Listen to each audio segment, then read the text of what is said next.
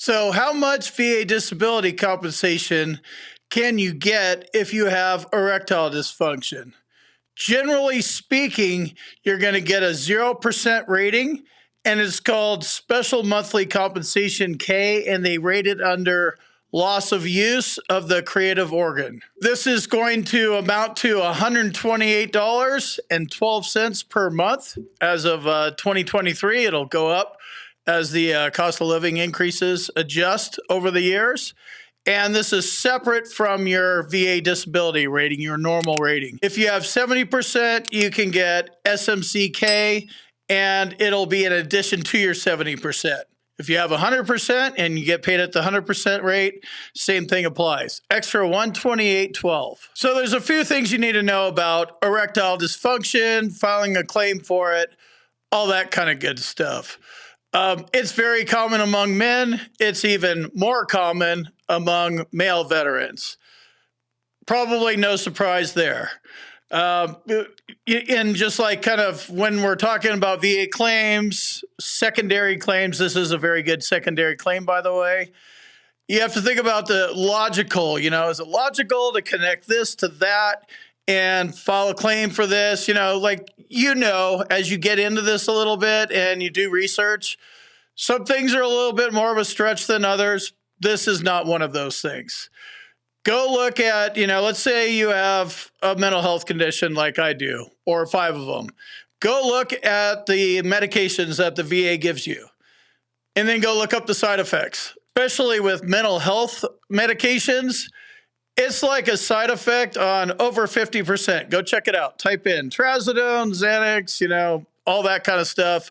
You're going to see possible side effects, erectile dysfunction on most of these things. So this isn't a leap at all, and this is a very good way to go about it. File it as a secondary claim and use the medications as your reasoning, because it's right on the bottle as a potential side effect. This is another disability that, you need medical evidence for. You need a current diagnosis, current symptoms, and the nexus. If you're doing this as a secondary by way of medications, you need a doctor to fill this out and, write on at least as likely as not basis what this is caused by. That's the nexus.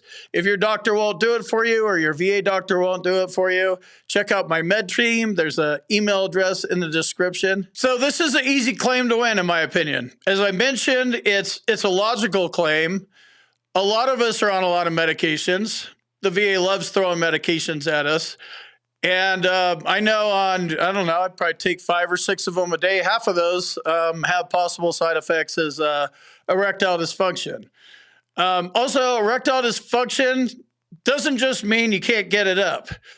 There's all sorts of phases in between that, Can't get it up, stays up too long. That probably would be a good problem, in my case anyway, right? Premature ejaculation, too much ejaculation.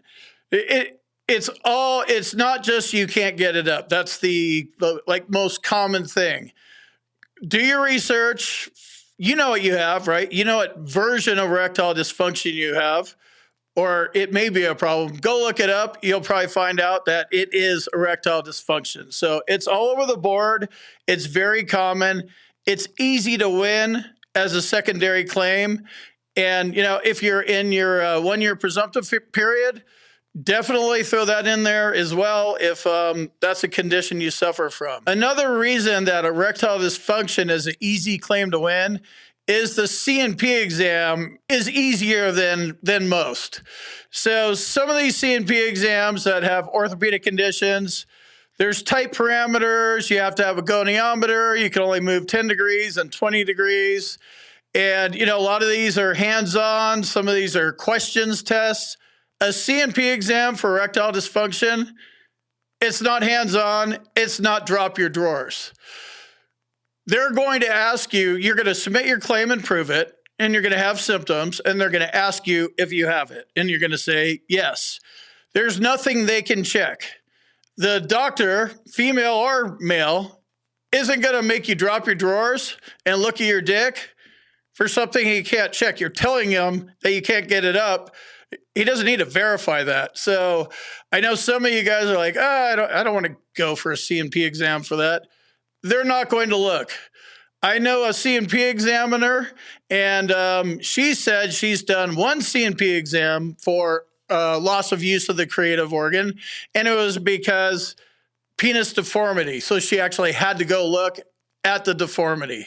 But just straight up erectile dysfunction, no dick looking. So don't worry about that part. The third reason this is a easier claim to win is it's very common in male veterans. It's very common in males, period, but especially male veterans.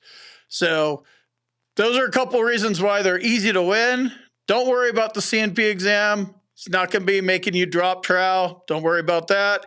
But there's a couple other things I want to go over with for you to think about before filing this claim. So the first one is SMCK, the loss of use, is a 0% rating, and they pay you the $128.12. So if you're working this into your strategy and you're like, all right, cool, I'm going to try to get extra percentage, it's not going to increase your overall rating using the combined ratings table. So that's something to keep in mind. If your goal is to increase your disability rating and get to 100%, this probably isn't the claim for you to file because you only get 0% for it. But the flip side is you also get paid. So you should know that. And then the last thing, this is kind of, what I'm dealing with, is I'm 100% permanent and total. I have erectile dysfunction, but I am not willing to lay my, $3,300 a month on the line and have them open up my whole claim because I'm going to do a big drop. If I go from 100% to 90%, I'm going to lose tons of benefits. It's not worth an extra $128.12 per month for me. I'm waiting another 16 years until my rating's protected under the 20-year rule. That's when I'm going to file that claim. Everybody has a different strategy. This is my strategy. If you want to learn more about strategy, check out my boot camp at combatcraig.com. Links in the description. This is another disability that, you need medical evidence for. You need a current diagnosis, current symptoms, and the nexus.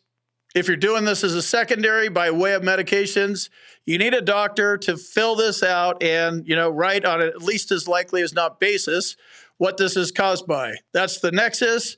If your doctor won't do it for you or your VA doctor won't do it for you, check out my med team. There's an email address in the description, and I'll see you in the next video.